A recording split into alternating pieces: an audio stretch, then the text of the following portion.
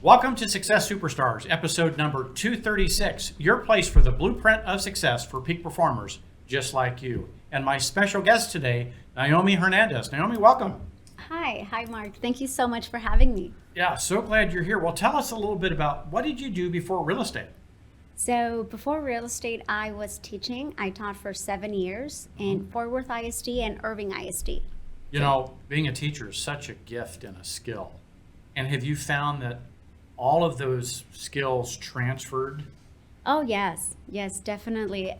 My routine, I had to keep my routine the same. So waking up early in the morning, getting my calls ready. So instead of getting my lesson plans ready, getting my contracts, my paperwork ready for real estate. Yeah. So yeah, definitely. And is it kind of controlling the classroom similar to controlling the client? I mean, it is a skill. The entire transaction. So yes. Yeah, and I never forget my youngest son, Andrew, was hired as a part-time drama teacher. And he was barely like 22. And he came home one day almost in tears like, Dad, I lost control. He lost control of the total classroom. And of course he learned, it's a skill, how to manage a classroom. Right, classroom management. Yeah, it's a real skill, and that transfers over directly to what you're doing here in so many ways. Definitely. Well, what have you found in real estate that you love? I love helping my clients going in from renting to ownership, and then eventually through the years, or now, building equity in their home. So they're building wealth.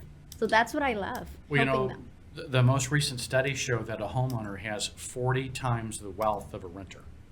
40 times. Wow. So we are helping people build long-term wealth. Are you finding in this market that your prospects and your past clients are scared? They're wondering what's happening?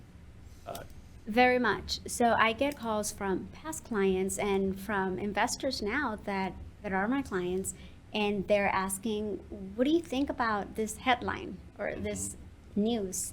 And I need to educate myself of what's going on, use the tools that JPAR is providing us to educate my clients so I can be that educator for the people that I serve.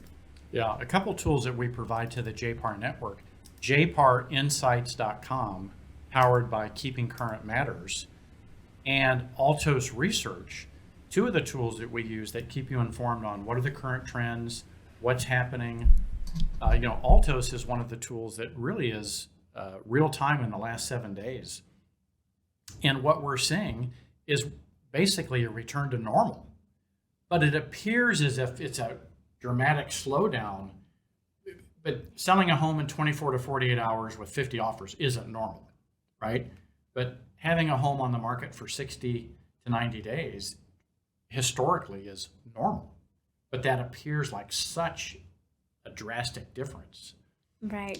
Are you finding that Keeping Current Matters and Altos are valuable tools in keeping your clients up to speed? Yes, definitely. And that's what I use. I use Alto and Keeping Current Matters to inform my clients, to be that, like, okay, don't panic, Right. because they're scared. It's what's going on in this shifting market. So yes, definitely I use those two and keeping my clients ease. Yeah. Here's the real facts. One of the things I look at the Altos reports in virtually every major market across the country, and in almost all cases, we're still in a very strong seller's market. I agree. Yeah, the facts are the 71 million millennials, and you've got about 69 million baby boomers. Of the 70 million or so millennials, 2/3 of them want and expect to buy a home in the next 2 to 3 years. That's a lot of homes. So we still have a gap in the amount of homes that are available versus the demand for homes, even at the higher interest rates. Well, and what I'm telling my clients, they are not that high. I remember my sister bought a home years ago, and she had an 8%. My parents, whenever they bought a house, it was, I'm talking about 50, Right. I don't know, 45 years ago, Right. 11%. So even at 5.5 or 6, it's still relatively low compared to Well, and to as you other mentioned markets. earlier, when you compare it to the cost of rents that have just gone through the roof, Gosh, the yes. rent versus buy decision has never been more compelling to buy. Rents are just through the roof. My goodness, now it's my client is looking for a rental home, and I'm like, "Are you sure you want to rent?" Right. So we went through her. The lender went through her information, and she qualified for a house. But I was like, "Are you sure you're gonna pay $2,500?" So we were able to move her into to buy versus rent, but it just doesn't make sense to rent anymore. Yeah, and long term, she's gonna thank you for that. She has wealth, but- 100% interest there, right? Yeah.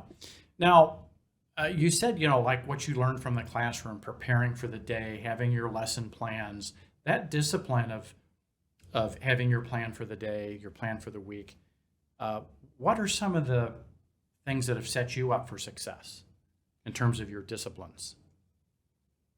Getting my agenda organized. Mm-hmm. So a week in advance, or usually it's a week in advance, that my agenda starts filling in. Mm-hmm. And of course, we make adjustments, Right.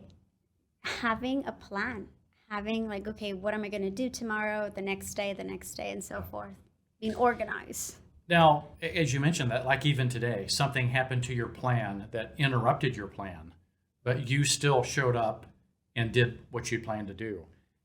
Has that always come naturally to you, or are you just committed to following through on your commitments? Well, something happened this morning, so I was about to email Mark, I won't be able to make it. Right. But I said, no, I gotta go. Right. So just having also that, I need to push myself for that discipline, but it's not that it comes natural to me. I have to force myself to do that. Yeah. And when you do that for the client, they see it. They see that you went that extra mile. Mm-hmm. Speaking of your clients, how do you stay in touch? How do you create the business so you have a constant flow of closings? So 50% of my clients are referral based, and the other 50 are combined repeat clients, and I'll talk to you about that, and investors. So my repeat clients, excuse me, about 3 to 6 months, I send them postcards or a thank you, Starbucks, or a quick phone call. So that quick phone call, sometimes it turns into an hour phone call, Right. but at the end of the day, I need to touch base with them. And they just want to say hi. Yeah. I was talking to someone the other day, and they were complaining about these quick phone calls turning into half hour to 45. And I said, wait a minute, step back for a minute. That person probably needed someone to talk to today, right?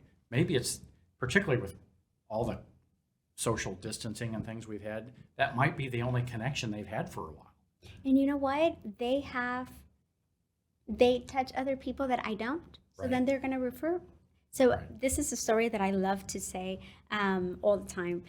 So from one client that I met, and this is crazy, I met her about 4 years ago, and I've closed 10 of her referrals. Wow. Just one person. And from that one person, 10, and from those 10, I've closed, they have referred me to, so 3 of them have referred other clients. And these are all listings.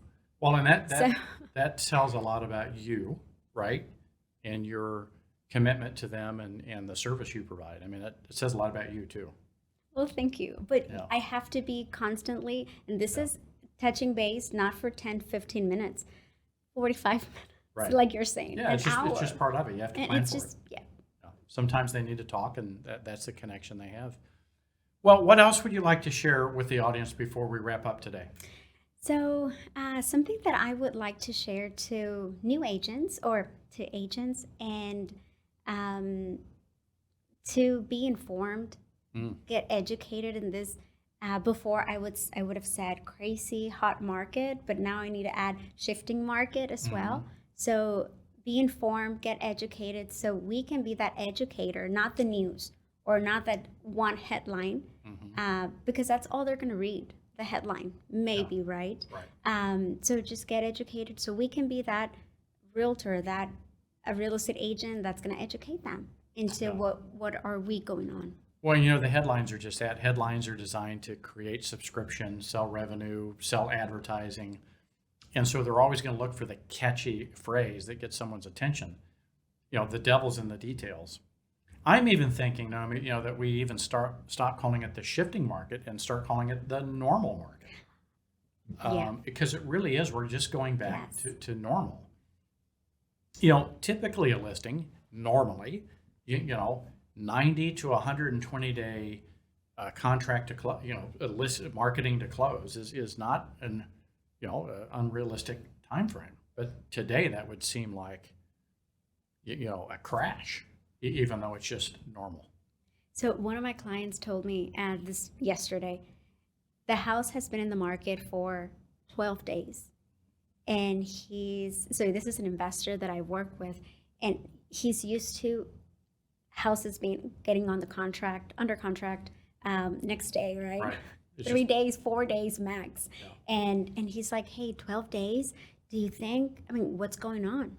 So I had to educate him of, well, we are in this market, and he understood, and we're going to give it time. Of course, I'm going to market the property, or I am marketing the property, and we're going to sell it. So I'm, you know, educating the client of the market that is normalizing. Yeah. Right now, instead of the 5 to 7 days, we're saying 25 to 30 days, right? And so that seems like this big slowdown when in fact, you know, normally is 90 days. But before we wrap up, I wanted to ask you, because you have a lot of listings, agents who are listening in, they're not used to, in the normal days, we had to service the listing. You know, because if you have it for 90 days, it's just not gone, right? You have to weekly communication and what the marketing plan is. And there's a servicing component that I think we've all forgotten. Have you started to put that into your client contact for all your listings, kind of a longer term service the listing plan? So I just added the longer term plan for one of my clients that we've been in the market for 18 days. And so before him calling me, I called him yesterday about, well, this is the plan. Good. Yeah. So if other agents come along and say, hey, well, I can sell it in so many days. Well, I'm calling my clients, letting them know of what's going on, and this is the plan on. I want everyone in the audience to hear this. I want you to hear it again. She was proactive in going to them to say, hey, after 18 days, which is pretty phenomenal, we're going to come up with a longer term plan. You proactively did that versus waiting for the client to come to you. That's one of the biggest complaints that broker owners all across the country get from sellers. I haven't heard from my agent in enough time, and they're not proactive enough on the marketing of the property. So perfect. And because I learned from experience. I didn't touch base whenever I had to touch base, and then they called me to terminate the listing. Ouch! That's a big lesson, so, isn't it? Very big lesson, and I just don't want that to happen again. So I need to be proactive and touch base with them, usually once a week or after an open house. Let's say on Monday, touch base and explain the plan of what's for that week. Because the goal is to sell the property, right? Isn't how almost all of us have learned? You know, we learn by mistakes, and you know that mistake. You got a big lesson. You never let it happen again. You won't. I think in Texas, you know, many of you know that we're here in Texas, even though we have audience all over the country and all over the world. But Texas, there's a phrase, you know, where the leather is scarred, you know, there's stories to tell. Oh, yeah. And you've got stories to I tell. agree. Well, appreciate you coming in today. Thank you so much for the invite. Yeah, well, you're welcome. And there we go. That's a wrap for this episode of Success Superstars. Until we see you again, may your choices reflect your hopes and not your fears.